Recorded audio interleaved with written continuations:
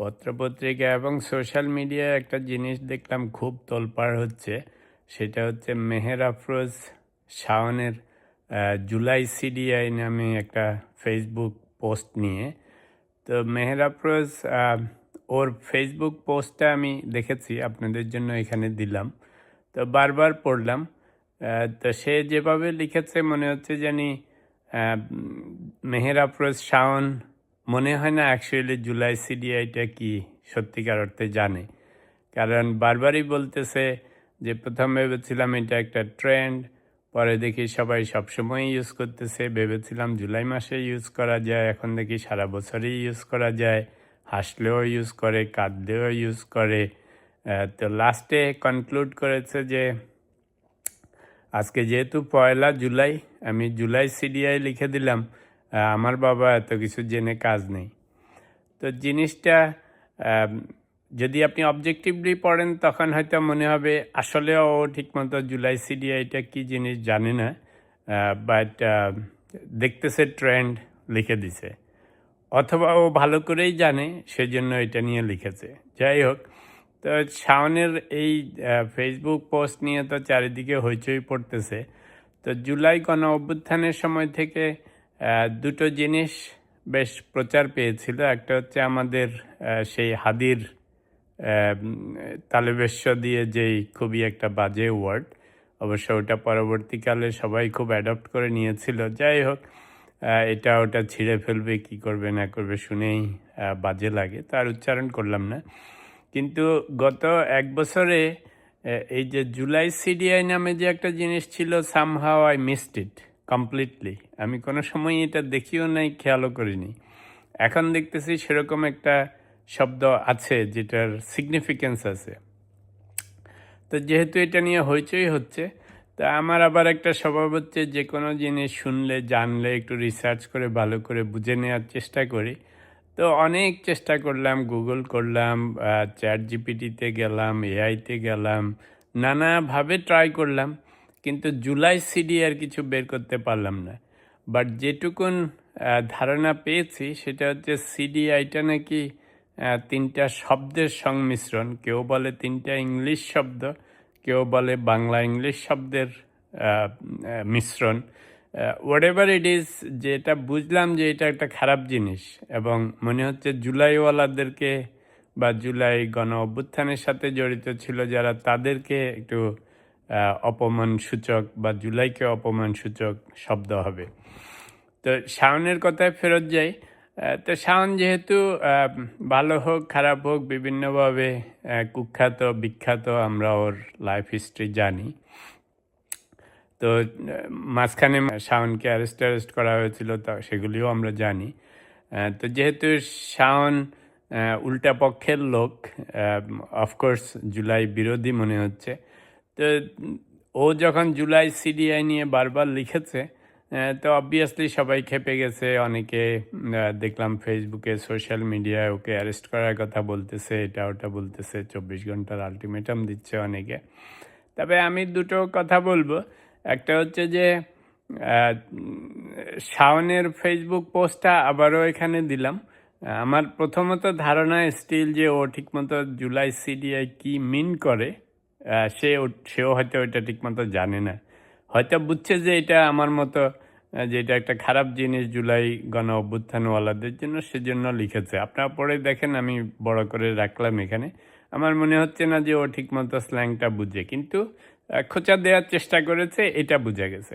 আচ্ছা, এখন 2 নম্বর কথা হচ্ছে যে কেউ যদি জুলাইকে গণ অভ্যুত্থানকে খোঁচা দেয়, তাহলে আমরা জুলাই যারা ধারণ করে বা জুলাইয়ের জন্য আমরা জড়িত ছিলাম যারা গণ অভ্যুত্থানের সাথে, কিংবা আমরা সাপোর্ট করেছিলাম, তাদের কি করা উচিত? আমরা কি কেউ এই জুলাইয়ের বিরুদ্ধে একটু বললেই খেপে যাব, ওদেরকে পিটুনি দিতে যাব, ওদেরকে অ্যারেস্ট করতে যাব, ওদেরকে আলটিমেটাম দিতে হবে?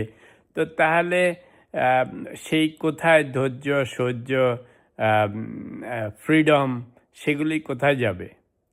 এখন যদি আপনাকে কেউ কিছু বললেই আপনি মারতে আসেন তেড়ে, তো সেই জিনিসটা অনেকটা আমরা আওয়ামী লীগের আমলে ফেরত যাচ্ছি কিনা। আমি বলছি না আপনারা করেন না, কিন্তু আমি খালি বলছি যে আওয়ামী আমলে আমাদের মনে আছে আমরা একটা ফেসবুক পোস্ট দিতে গেলে আমাদের কতজনের বুক কাঁপতো। তারপরে দেশে বিদেশে সব জায়গায় কে কাকে কখন তুলে নিয়ে যাবে, কোন কথা বলবেন বেফাঁস বলে ফেলবেন সেটার কি বিপদ হবে। তো যদি আপনি এত চিন্তা করতে হয় বর্তমান রিজিমে, তাহলে আমরা যেই জিনিসের জন্য যুদ্ধ করলাম, যে স্বাধীনতার জন্য, যে বৈষম্য বিরোধীর জন্য, তো সেটাতেই কি আবার পা দিচ্ছি? তো আমাদের বলুক, একটুখানি বললে কি হবে? আমরা এখন আপনারা যারা আলটিমেটাম দেন, বড় বড় কথা বলেন পত্র পত্রিকায়, সোশ্যাল মিডিয়ায়, কিংবা আপনার নেতা বনে গেছেন, তো মনে হচ্ছে জানি খালি গণ অভ্যুত্থান আপনাদেরই, শুধু তো আপনাদের নামরত ছিলাম। তা আমাদের যদি একটু স্কিন শক্ত হয়, মোটা হয়, আমি শাওনের পোস্টটা পড়েছি, অনেকবার পড়েছি, আপনাদের সামনেও দিয়ে রাখলাম, পড়েন। তো পড়ে হ্যাঁ একটু একটু বিরক্ত লাগে যে জুলাইকে খোঁচে দেওয়া ঠিক হচ্ছে না, কারণ যেই পরিস্থিতিতে আমরা এগুলি সবাই মিলে দেশে বিদেশে আন্দোলন করেছিল একটা সরকার পতনের জন্য। এমন না যে কারো বিরুদ্ধে কোনো পার্সোনাল অভিযোগ আছে, কিন্তু যদি সরকার ঠিকমতো বিহেভ না করে তাহলে তো সেটার বিরুদ্ধে আন্দোলন করতেই হবে। তো সেটা দেশ বিদেশে মিলে করেছে, এবং এটা যেহেতু অনেক বছর ছিল। এখন যদি কেউ আহ, শাওনের মতো বা অন্যান্যরা দু একটা উল্টা কথা বলে, তো তাকে যদি আমরা ধরে পিটিয়ে দেই, জেলে নিয়ে যাই, ব্যান্ড করে দেই সমাজ থেকে, তা আমাদের আর আগের ওয়ালাদের মধ্যে ডিফারেন্স কি?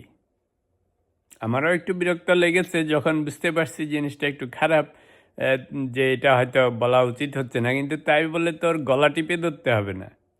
তো যদি আগের আমলওয়ালারা আমাদের গলা টিপে ধরেছে, আমরা আরেক আমলওয়ালাদের গলা টিপে ধরি, তো আমরা আর ওদের মধ্যে তো কোনো পার্থক্য নেই। সেই জন্য বলবো যে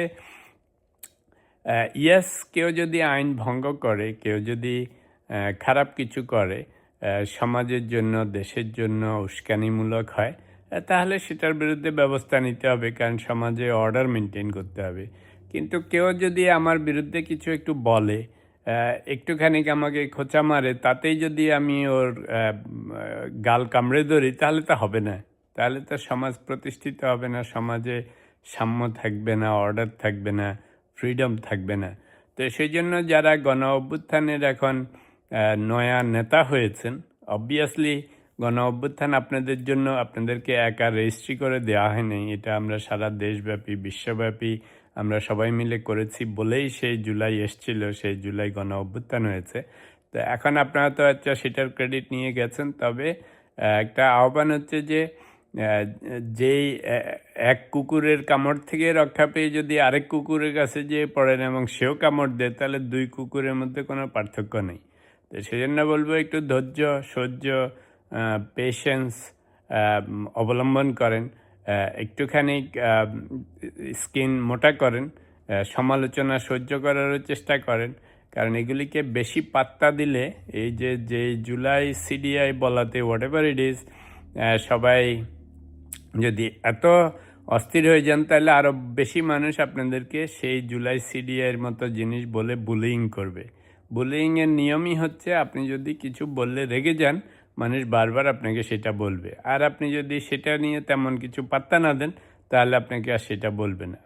তো যাই হোক, যেহেতু আমার গবেষণা ব্যর্থ হয়েছে, আমি কোনোভাবেই বের করতে পারি নাই এই জুলাই সিডিআইটা কী, মানে স্পেশালি সিডিআইটা কী রিপ্রেজেন্ট করে।